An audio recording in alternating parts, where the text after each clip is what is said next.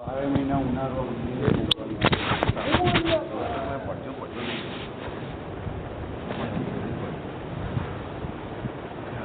आप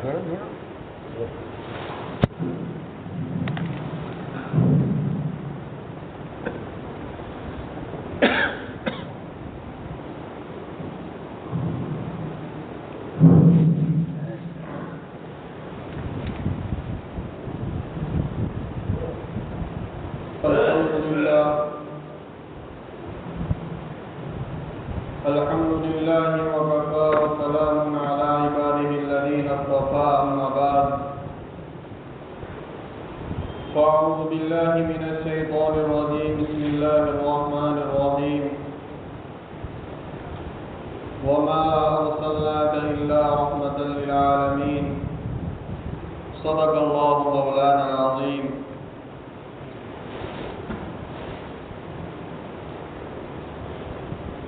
میرے محترم بھائیو دوستو بزرگوں،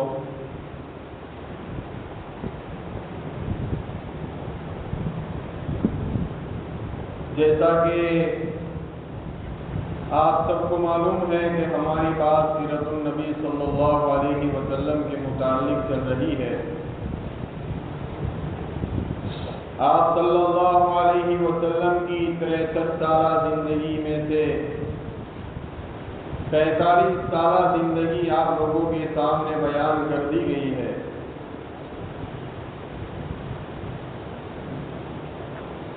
اخیر میں نے آپ لوگوں کے سامنے یہ بات بیان فرمائی تھی کہ جب نبی کریم صلی اللہ علیہ وسلم کی عمر مبارک 40 سال کی ہوئی تو آپ صلی اللہ علیہ وسلم کو نبوت کا تاج پہنایا گیا، آپ نبی بنائے گئے. اس کے بعد آپ صلی اللہ علیہ وسلم کے اوپر قرآن پاک کا نزول ہوا اور اس قرآن پاک کی آیتوں کے اندر اللہ کے رسول صلی اللہ علیہ وسلم کو دعوت و تبلیغ کا حکم دیا گیا. حکم ملتے ہی آپ صلی اللہ علیہ وسلم نے دعوت و تبلیغ کا کام شروع کیا. مختلف طریقوں سے اور مختلف اعتبار سے آپ کے اوپر حالات آئے. وہ سارے حالات ہی میں نے آپ لوگوں کے سامنے بیان کیے تھے، یہاں تک کہ سن نبوی 6 یعنی نبوت ملنے کے بعد 6 سال میں نبی کریم صلی اللہ علیہ وسلم نے مشرکین اور کفار کے ظلم و ستم سے اپنے آپ کو بچانے کے لیے اور اپنے ایمان کی حفاظت کے لیے مسلمانوں کو ملک حبشہ کی طرف ہجرت کرنے کا حکم دیا. مسلمانوں نے ملک حبشہ کی طرف ہجرت کی. 2 مرتبہ ہجرت ہوئی اور اسی درمیان میں نے یہ بات بیان کی تھی کہ حضرت حمزہ ایمان لائے. حضرت حمزہ ایمان لائے. ان کا ایمان لانا یہ سن 96 سے ثابت ہے اور حضرت حمزہ کا ایمان لانا یہ 39ویں نمبر کے اوپر ہے. دار ارقم میں نبی کریم صلی اللہ علیہ وسلم کے ہاتھوں بہت سارے صحابہ ایمان لائے. حضرت حمزہ 39ویں نمبر کے اوپر سن 96 میں نبی کریم صلی اللہ علیہ وسلم کے اوپر ایمان لائے اور اسی کے 3 دن کے بعد حضرت عمر رضی اللہ تعالی عنہ ایمان لائے. آپ کا ایمان لانا بھی سن 96 کے اندر ثابت ہے. سن 96 میں حضرت عمر رضی اللہ تعالی عنہ ایمان لائے. قریش کے بڑے بڑے لوگوں میں آپ صلی اللہ علیہ وسلم کے سب سے بڑے دشمن 2 آدمی تھے. ایک تو ابو جہل اور دوسرے نمبر کے اوپر حضرت عمر تھے. یہی وجہ تھی کہ خصوصیت کے ساتھ نبی کریم صلی اللہ علیہ وسلم نے جمعرات کی رات میں اللہ سے یہ دعا مانگی کہ اللہ تو ابو جہل ابن ہشام یا عمر ابن خطاب کے ذریعے اسلام کو معزز فرما، اسلام کو قوت عطا فرما، اسلام کو طاقت عطا فرما. یہ قسمت ازل ہی سے اور تقدیر کے اندر حضرت عمر رضی اللہ تعالی عنہ کے حصے کے اندر لکھ بھی گئی تھی. کیوں کر کسی دوسرے آدمی کو وہ دولت نصیب ہوتی. ہوا یہ، اس دعا کا اثر یہ ہوا کہ کچھ ہی دنوں کے بعد حضرت عمر رضی اللہ تعالی عنہ اور اسلام کے سب سے بڑے دشمن حضور پاک صلی اللہ علیہ وسلم کے سب سے بڑے دوست بن گئے، اسلام کے لیے اپنی جان کو قربان کرنے کے لیے تیار ہو گئے، یعنی حضرت عمر رضی اللہ تعالی عنہ نے اسلام اور ایمان کو قبول کر لیا۔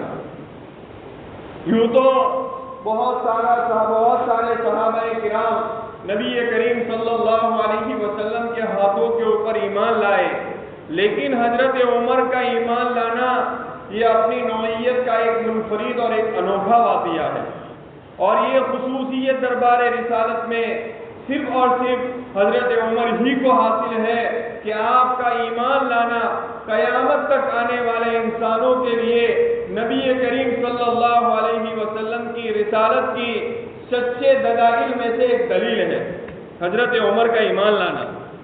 حضرت ابو بکر صدیق کے بارے میں ہم یہ دلیل دے سکتے ہیں کہ وہ تو پہلے ہی سے نیک صالح انسان تھے، حضور پاک صلی اللہ علیہ وسلم کے دوست تھے، حضور پاک صلی اللہ علیہ وسلم کے ساتھ ہونے والے معجزات اور وہ ساری چیزیں دیکھی تھی جس کی بنیاد کے اوپر وہ ایمان لائے تھے۔ حضرت خدیجہ کے بارے میں ہم یہ دلیل دے سکتے ہیں کہ وہ آپ کے نکاح کے اندر تھی، آپ کے حرم کے اندر تھی، اور انہوں نے نبی کریم صلی اللہ علیہ وسلم سے آپ کے اخلاق، آپ کے عادات، آپ کے کردار کو دیکھ کر شادی کی تھی، اور یہ خصوصیت حضرت خدیجہ رضی اللہ تعالی عنہا کو حاصل ہے کہ آپ کے دور نکاح کے اندر نبی کریم صلی اللہ علیہ وسلم کو نبوت کا تاج پہنا گیا۔ اس کی تصدیق ورقہ ابن نوفل کی زبانی حضرت خدیجہ نے خود سنی تھی۔ حضرت علی کے بارے میں یہ کہا جا سکتا ہے کہ وہ حضرت نبی کریم صلی اللہ علیہ وسلم کے تربیت یافتہ تھے، حضور پاک صلی اللہ علیہ وسلم نے ان کی پرورش اور تربیت کی تھی۔ ان لوگوں کا ایمان لانا کوئی بڑی بات نہیں ہے، لیکن حضرت عمر رضی اللہ تعالیٰ عنہ کا ایمان لانا ایک انوکھا واقعہ ہے، اس لیے کہ وہ تو خود حضور پاک صلی اللہ علیہ وسلم کو قتل کرنے کے لیے چلے تھے، حضور پاک صلی اللہ علیہ وسلم کے قتل کے لیے گئے تھے، اور اشہد ان لا الہ الا اللہ واشہد ان محمدا عبدہ ورسولہ کا کلمہ پڑھ کر وہ خود غلام بن کر آ گئے۔ وہ تو غائب کرنے کے لیے چلے تھے لیکن خود غائب ہو کر آ گئے، وہ تو سر لینے کے لیے چلے تھے لیکن دربار رسالت کے اندر اور نبوت کے قدموں کے اندر سر جھکا کر آ گئے۔ اس لیے حضرت عمر رضی اللہ تعالی عنہ کا ایمان لانے کا واقعہ ایک انوکھا اور ایک منفرد واقعہ ہے۔ آپ صلی اللہ علیہ وسلم کو جب نبوت ملی اس موقع کے اوپر حضرت عمر رضی اللہ تعالی عنہ کی عمر مبارک 27 سال کی تھی، 27 سال کی تھی، اور یہی وہ دعا کا اثر تھا جو نبی کریم صلی اللہ علیہ وسلم نے مانگی تھی۔ اس لیے عطا اللہ صاحب بخاری کے پاس ایک آدمی آیا اور کہنے لگا کہ حضرت علی بہتر ہے یا حضرت عمر بہتر ہے؟ حضرت علی بہتر ہے یا حضرت عمر بہتر ہے؟ بس جیسا آپ نے جواب دیا کہ سارے صحابہ حضور پاک صلی اللہ علیہ وسلم کی مرید ہے اور عمر مراد ہے، عمر مراد ہے، سب آئے ہیں، عمر کو لایا گیا ہے، عمر کو لایا گیا ہے، حضور نے مانگ کر اللہ سے لیا ہے۔ تو بہرحال نبوت کے وقت حضرت عمر رضی اللہ تعالیٰ عنہ کی عمر مبارک 27 برس کی تھی۔ آپ سخت مزاجی کے اندر بہت مشہور تھے، سخت مزاجی ان کی بہت مشہور ہے، اس لیے جب کفر میں تھے تب بھی وہ کفر کے اندر بھی سب سے مضبوط اور پکے تھے، اور جب مسلمان ہوئے تو مسلمان اسلام میں بھی وہ سب سے مضبوط اور پکے ہوئے، تو ان کی سخت مزاجی بہت مشہور تھی۔ بہت ایک لمبی مدت تک مسلمانوں نے ان کے ہاتھوں پر بڑی سختیاں جھیلی، مسلمانوں کے اوپر حضرت عمر نے جب وہ ایمان نہیں لائے تھے بہت ساری تکلیفیں مسلمانوں نے برداشت کی ہے۔ آپ کی ایک بہن حضرت فاطمہ جس کا نام فاطمہ بتایا جاتا ہے، آپ کے بہنوئی جن کا نام سعید بن زید، یہ مسلمان ہو گئے تھے، یہ اسلام لا چکے تھے، اور ان کی ایک بانی بھی تھی، ان کے قبیلے کی ایک کنیز تھی لبینہ جس کا نام بتایا جاتا ہے، وہ بھی ایمان لا چکی تھی، لیکن حضرت عمر ابھی ایمان کی دولت سے محروم تھے۔ یہ لبینہ جو ان کے قبیلے کی جو باندھی تھی، حضرت عمر جب وہ اسلام لائی تو ان کو بہت مارا تھا، بہت مارا تھا، یہاں تک کہ تھک گئے، حضرت عمر نے کہا میں آرام کرتا ہوں، تھوڑی دیر ٹھہرتا ہوں، اس کے بعد تجھے مار دوں گا، پھر اس کو مار دے۔ بہت سارے جن کے اوپر بھی ان کا بس چلتا تھا، ان کے اوپر بہت ظلم کرتے تھے، بہت ظلم کیا ہے، لیکن کسی ایک آدمی کو بھی وہ اسلام سے پھروا نہیں سکے کہ انہوں نے ان کی سختی سے مجبور ہو کر کسی نے ایمان چھوڑ دیا ہو، ایسا کبھی بھی واقعہ پیش نہیں آیا۔ یہاں تک کہ حضرت عمر رضی اللہ تعالی عنہ مایوس ہو گئے اور اتنے مایوس ہو گئے کہ انہوں نے سوچا کہ چلو محمد ہی کو ختم کر دیں، محمد ہی کو ختم کر دے تاکہ نہ رہے بانس نہ بجے بانسری۔ حضور پاک صلی اللہ علیہ وسلم کو ہاتھ میں تلوار لیے ہوئے عیاذ باللہ قتل کرنے کے لیے چلے۔ راستے کے اندر بنو زہرہ کے ایک آدمی جس کا نام نعیم بن عبداللہ بتایا جاتا ہے ملاقات ہوئی، پوچھا عمر کہاں جا رہے ہو؟ کہنے لگے آج محمد کا فیصلہ کرنے کے لیے جا رہا ہوں، آج محمد کا فیصلہ کر دوں گا۔ اس آدمی نے کہا کہ پھر بنو ہاشم اور بنو زہرہ سے کیسے بچ پاؤ گے، ان کے خاندان سے کیسے بچو گے؟ حضرت عمر نے کہا لگتا ہے کہ تو بھی بے دین ہو گیا ہے، پھر انہوں نے اس نعیم نے کہا کہ عمر کیا میں تجھے ایک تعجب کی بات نہ بتاؤں؟ کہ تعجب کی بات تو یہ ہے کہ تیرے بہن اور تیرے بہنوئی تیرا دین چھوڑ کر بے دین ہو گئے ہیں۔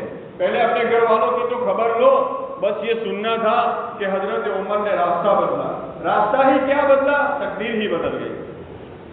فوراً گھر کی طرف روانہ ہوئے، دروازہ کھٹکھٹایا اور گھر کے اندر حضرت خباب بہن اور بہنوئی کو قرآن پاک سکھا رہے تھے۔ پہلے زمانے کے اندر نبی کریم صلی اللہ علیہ وسلم کے دور کے اندر جب کوئی غریب صحابی جب کوئی غریب آدمی ایمان قبول کر لیتا تو کوئی جو اچھا خاصا مالدار صحابی ہوتا، اللہ کے رسول صلی اللہ علیہ وسلم اس غریب ایمان والے کو ان کے حوالے کر دیتے تھے تاکہ ان کی دیکھ بھال کرے، پرورش کرے۔ تو حضرت خباب کو سعید بن زید کے حوالے کر دیا تھا جو حضرت عمر کے بہنوئی تھے۔ تو یہ ان دونوں نے انہی سے قرآن سیکھا تھا۔ تو یہ قرآن جیسے ہی انہوں نے دروازے کی آہٹ اور دروازے جب حضرت عمر نے کھٹکھٹایا تو یہ سمجھ گئے کہ عمر ہے، تو حضرت خباب چھپ گئے اور وہ صحیفہ جس کے سورہ طٰہٰ کے اوپر مشتمل صحیفہ جو پڑھا رہے تھے اس کو بھی بہن نے چھپا دیا۔ حضرت عمر گھر کے اندر داخل ہوئے، وہ تو باہر ہی سے قرآن کی آواز سن کے چکے تھے، اور اندر داخل ہوئے اور کہنے لگے کہ ابھی تم کیا کچھ پڑھ رہے تھے، ابھی میں جو تھوڑی آواز سن رہا تھا وہ کیا تھی؟ تو بہن نے کہا کوئی بات نہیں، وہ کچھ بھی نہیں تھا، ہم لوگ آپس میں باتیں کر رہے تھے۔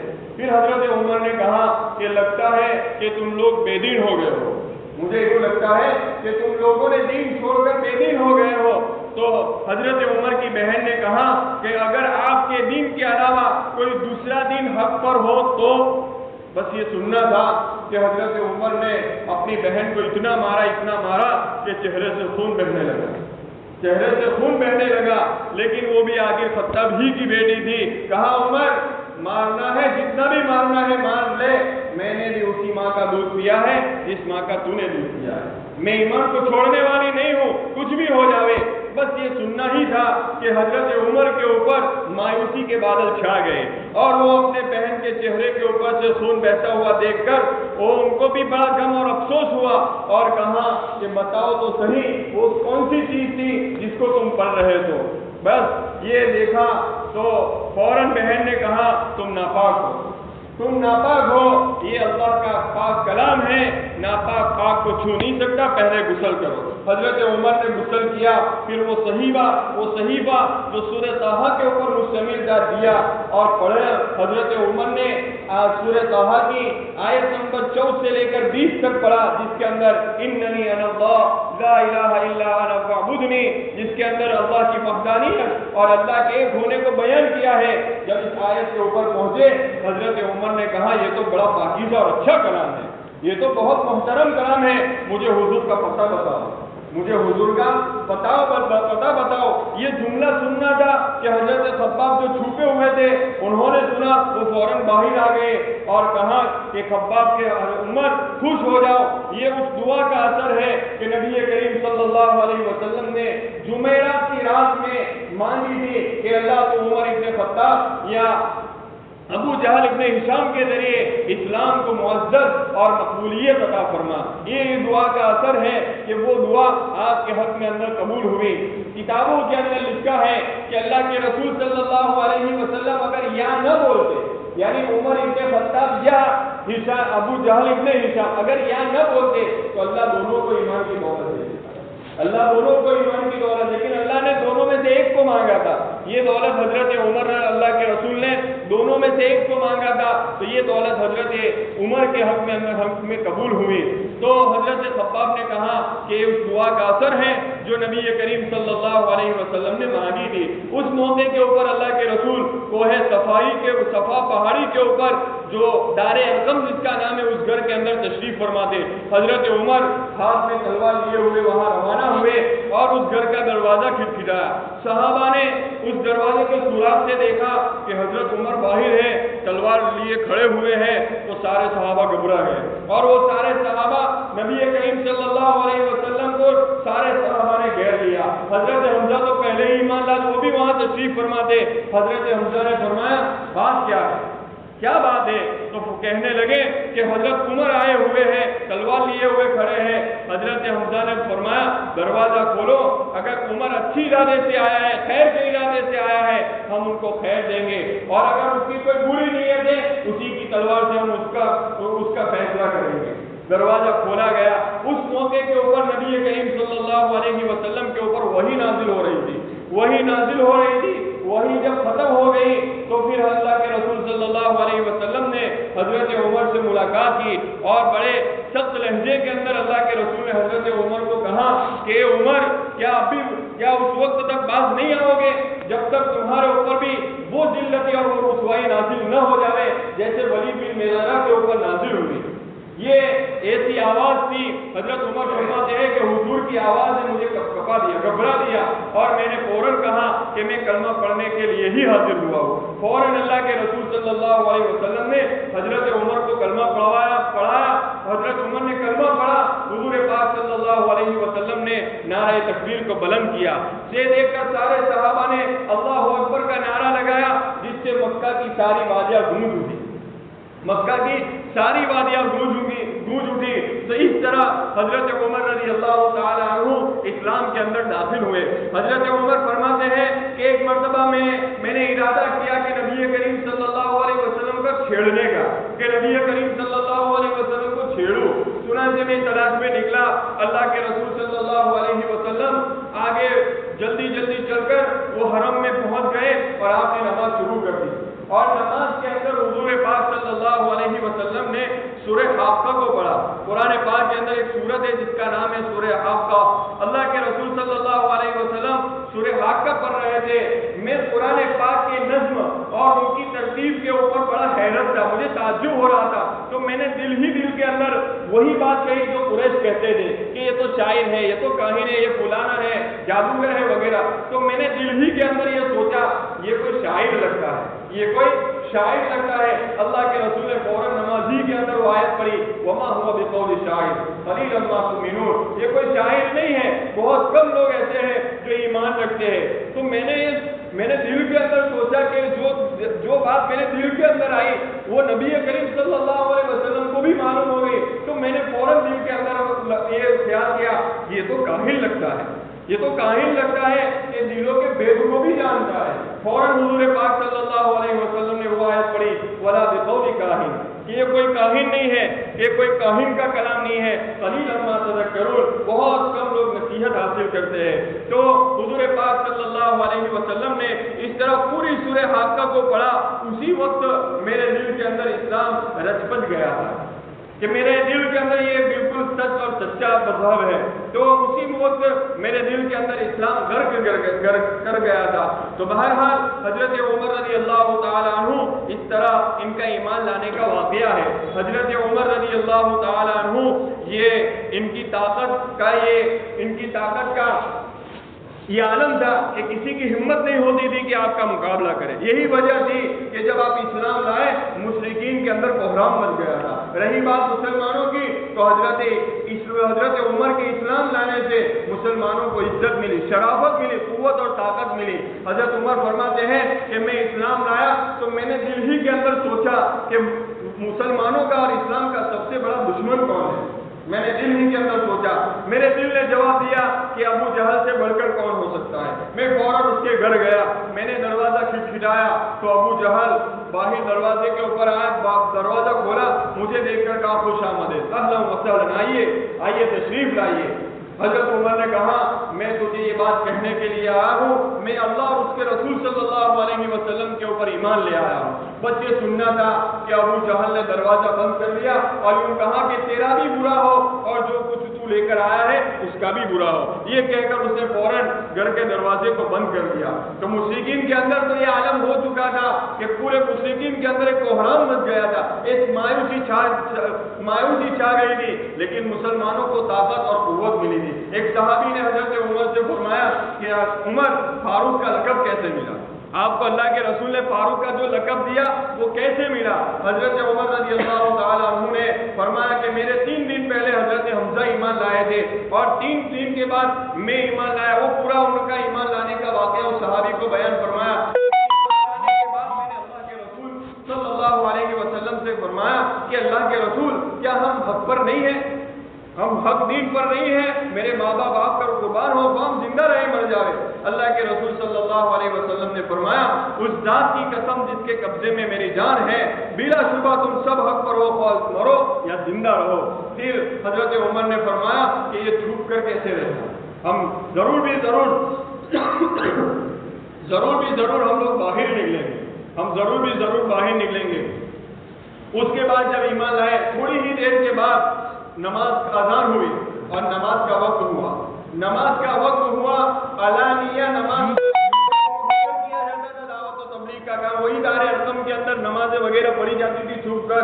حضرت عمر نے دیکھا کہ یہاں تو چھپ کر نمازیں پڑھی جا رہی ہے۔ حضرت عمر نے کہا کہ عمر اسلام لاوے اور چھپ کر نماز ہو ہی نہیں سکتا، یہ ہو ہی نہیں سکتا، خفیہ طور پر نماز نہیں ہوگی۔ پھر حضرت عمر فرماتے ہیں کہ میں اور حضرت حمزہ حضور پاک صلی اللہ علیہ وسلم کو 2 صفوں کے اندر لے کر باہر نکلے۔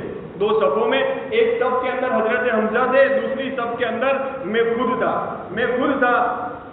تو ہم حرم کے اندر نکلے اور ہمارے چلنے سے چکے کے آٹے کی طرح تھوڑا ہلکا غبار اڑ رہا تھا، چکے کے آٹے کی طرح ہلکا غبار اڑ رہا تھا۔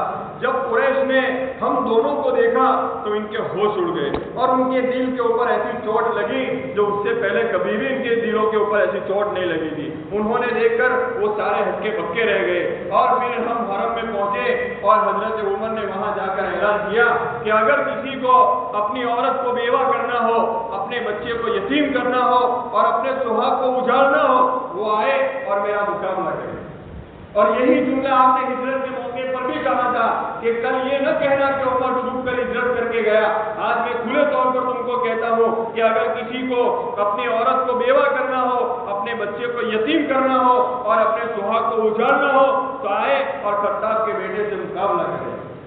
تو بہرحال آپ نے پھر وہ مسجد حرم کے اندر وہ نماز علانیہ طور پر شروع ہوئی۔ ایک صحابی فرماتے ہیں کہ حضرت عمر کے اسلام لانے سے اسلام پردے سے باہر آیا۔ ہم بیت اللہ کا طواف کرنے لگے، بیت اللہ کے ارد گرد ہم ہلکا لگا کر بیٹھے اور جن لوگوں نے ہمارے اوپر ظلم کیا تھا اور ہمارے اوپر ظلم ڈھائے تھے ان لوگوں سے ہم نے انتقام لیا۔ ایک صحابی فرماتے ہیں کہ حضرت عمر کے ایمان لانے سے پہلے ہم خفیہ طور پر نماز علانیہ نماز نہیں پڑھ سکتے تھے، دعوت و تبلیغ کا کام نہیں کر سکتے تھے۔ حضرت عمر کے ایمان لانے سے یہ 4 چیزیں ختم ہو گئی۔ تو حضرت عمر کا ایمان لانا یہ ایک بہت بڑی چیز تھی۔ اللہ کے رسول صلی اللہ علیہ وسلم نے یہی حضرت عمر کے بارے میں بہت سارے مناقب بیان فرمائے۔ ایک موقع کے اوپر اللہ کے رسول نے فرمایا کوئی بھی انسان ایسا نہیں ہے جس کے اوپر سورج طلوع ہوا ہو وہ عمر سے بہتر ہو، عمر سے بہتر کوئی انسان نہیں ہے۔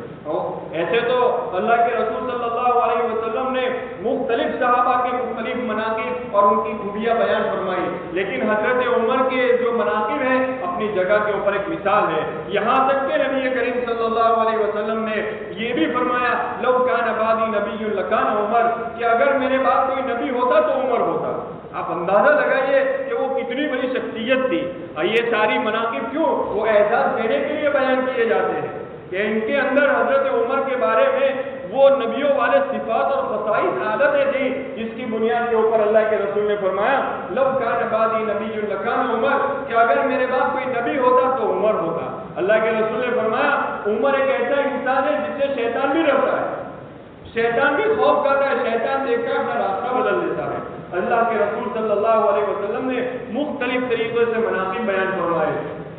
ایک موقع کے اوپر حضرت عمر عمرے کے لیے جا رہے تھے، اللہ کے رسول صلی اللہ علیہ وسلم سے اجازت طلب کی کہ میں عمرے کے لیے جا رہا ہوں۔ اللہ کے رسول نے فرمایا اخی نے میرا بھائی مجھے بھی دعاؤں کے اندر یاد کر۔ حالانکہ اللہ کے رسول صلی اللہ علیہ وسلم کو حضرت عمر کی دعا کے محتاج نہیں تھے، لیکن آپ کی عزت اور تکریم اور آپ کی عزت کو بڑھانا مقصود تھا، تو آپ نے کہا کہ اپنی دعاؤں کے اندر ہمیں بھی یاد رکھنا، آپ کی دعاؤں کے اندر ہمیں بھی۔ حضرت عائشہ رضی اللہ تعالیٰ عنہ فرماتی ہے جس انسان نے حضرت عمر کو دیکھا ہے وہ یہ جان گیا ہے کہ اللہ تبارک و تعالیٰ نے اسلام کو مستغنی کرنے کے لیے عمر کو پیدا کیا ہے، عمر کو پیدا کیا ہے۔ حضرت عبداللہ ابن مسعود فرماتے ہیں قرآن اس طرح پڑھو جیسے عمر پڑھتا ہے، جس طرح عمر پڑھتا ہے۔ یہ اسلام کا ایک مضبوط قلعہ ہے جو اس کے اندر داخل ہو جاتا ہے باہر نہیں نکلتا۔ حضرت عمر کی شہادت کے بعد کہا کرتے تھے یہ اسلام کا قلعہ ٹوٹ گیا ہے، اب لوگ اسلام سے نکل سکتے ہیں، اب لوگ اسلام سے نکل سکتے ہیں۔ ایک موقع کے اوپر فرمایا حضرت عمر کا علم ایک پلڑے کے اندر رکھ دیا جائے اور عرب کے سارے قبائل کا علم ایک پردے کے اندر رکھ دیا جائے، عمر کا علم بڑھ جائے گا، عمر کا علم بڑھ جائے گا۔ تو اتنے سارے مناقب حضرت ابو بکر صدیق کی نگاہ کے اندر بہت بڑی ہستی حضرت عمر رضی اللہ تعالیٰ عنہ تھے۔ اسی طرح حضرت عثمان بھی آپ کو دل و جان سے مانتے تھے، حضرت علی بھی مانتے تھے، مختلف طریقوں سے لوگوں نے مختلف آپ کے مقام مناقب بیان فرمائے۔ تو بہرحال یہ حضرت عمر رضی اللہ تعالیٰ عنہ کا ایمان لانا سن 96 کے اندر آپ حضرت عمر ایمان لائے۔ قریش کے اندر سب سے بڑے دو ہی آدمی تھے، ایک حضرت حمزہ تھے، ایک حضرت عمر تھے۔ اب یہ دونوں ایمان لا چکے، اب یہ دونوں جیسے ہی ایمان لائے اب ان کے اوپر یعنی مشرکین اور کفار کے اوپر مایوسی کے بادل چھا گئے، مایوسی کے بادل چھا گئے، اور وہ لوگ جو ظلم و ستم کے پہاڑ مسلمانوں کو اوپر توڑ رہے تھے اور مسلمانوں کو اوپر ظلم و ستم کر رہے تھے، اب یہ لوگ بھی غور و فکر کرنے پر مجبور ہو گئے کہ ستانے کے بجائے غور و فکر کیا جائے اور اس مسئلے کا حل کیا جائے۔ چنانچہ بہرحال سارے مشرکین اور سارے کفار دار الندوہ کے اندر جو ان کے مشورے کی جگہ تھے دار الندوہ کے اندر بیٹھے اور انہوں نے مشورہ کیا کہ اب کیا کیا جائے، اب کیا کیا جائے، اس لیے کہ حضرت حمزہ اور حضرت عمر یہ دونوں ایسی شخصیت تھی کسی کو مقابلہ کرنے کی ہمت نہیں تھی۔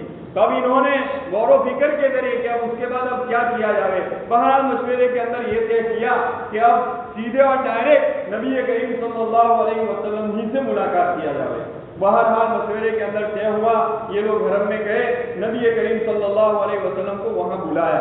اب اس کے بعد پھر آگے کیا ہوا وہ انشاءاللہ آئندہ سنیچر اس کو بیان فرمائیں گے۔ وآخر دعوانا الحمدللہ رب العالمین۔